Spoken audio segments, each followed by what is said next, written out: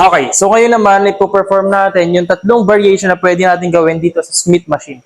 Okay, so first variation will be the Smith machine by, barbell back squats. Okay, so i-demo sa atin ngayon. Okay, so first, approach nyo na yung bar and then go, ilalim na kayo. Lagay nyo siya sa likod.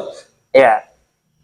And then, once na nasa likod na, chest out, and then, i-front nyo yung paa nyo, and then, up. Buhatin nyo yung weight, okay? And then, labas yung clamp. Okay, chest out, butt out, and then, pag ready na kayo, go down, down, deep squats, and then, go up. Ayan. Okay, so, gawa tayo ng tatlo pang repetition. Go 1, down, then up. Go last 2, go down, then up. Okay, then last one. Okay, go down, so mababa, deep squats, and then go up, and then clamp. Okay. Okay, so second variation tayo ng Smith machine. So ang gagawin natin dito sa second variation is yung Smith machine na barbell rows. Okay? So para i-perform natin siya, first step natin is approach natin yung bar.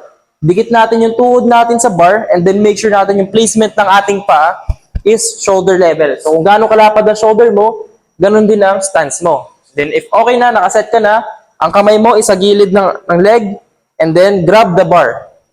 And then yan, naka-butt out, chest out, and then lean forward.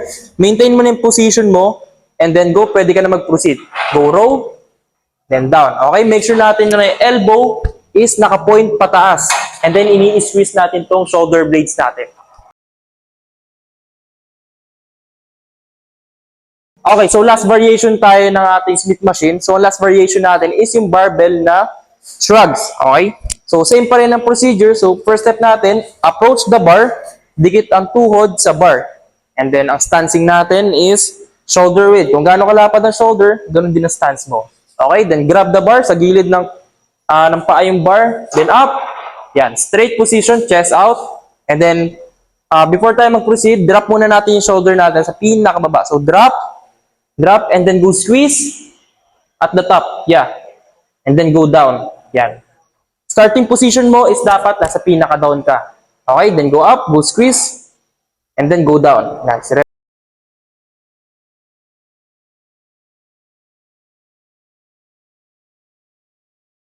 So, yun yung tatlong variation na pwede mong gawin dito sa Smith machine. Okay? So, recap lang. Una, pwede kang mag-barbell back squats.